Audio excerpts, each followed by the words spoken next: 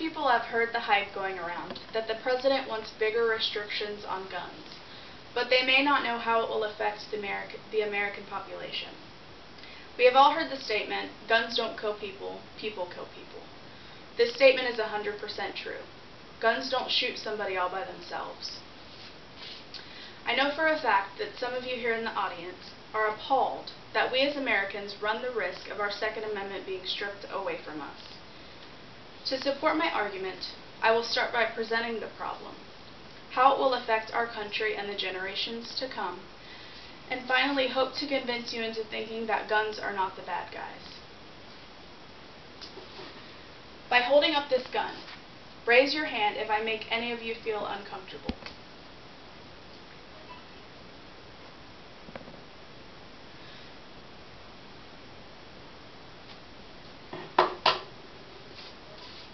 Let's get one thing straight. Guns are not the problem. One of the biggest problems with guns is that people are afraid of them. This is why I find it interesting when I come across a story like on Fox News, where they said that guns are used defensively 4 times as much as in committing crimes. People tend to only see the scary side of guns, when little do they know it could be the one thing that saves their life. Banning guns also means that the government will strip us of our rights to bear arms. The Second Amendment says that we as Americans have the right to bear arms. If it was taken away from us, what would happen if we were at home and someone tried to enter our home, or if a woman was being raped and she had no protection? That being said, not only does banning guns annihilate our rights and protection, it affects the country and could potentially affect generations to come in a negative way.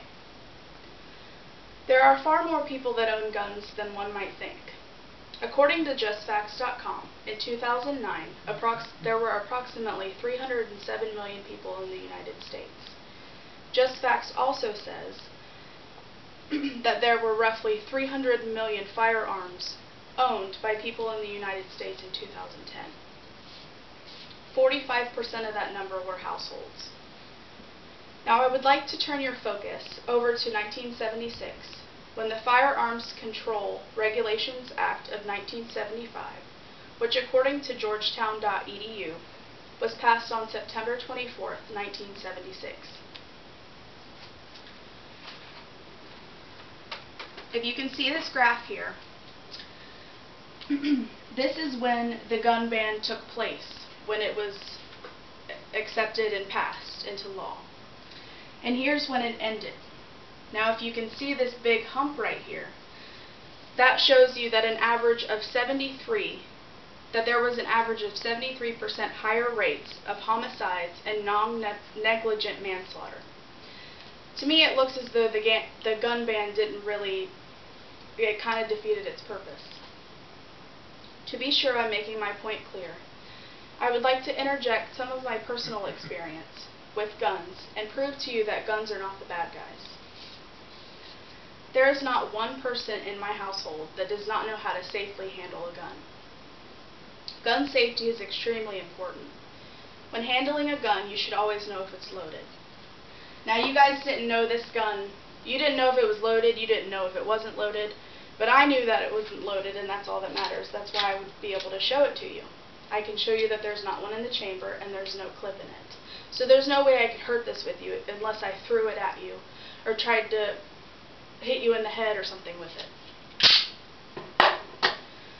According to JillaWilderness.com, I didn't know if it was loaded are the words of a family member or friend that had just committed a gun accident would say. That being said, I would like you to take a moment and think about the police force or the military. A gun is almost always on their side. They can't protect you with just kind words and a smile. Now I have several different hopes today by presenting you with this speech. My hope is that each and every one of you sees guns in a different light today.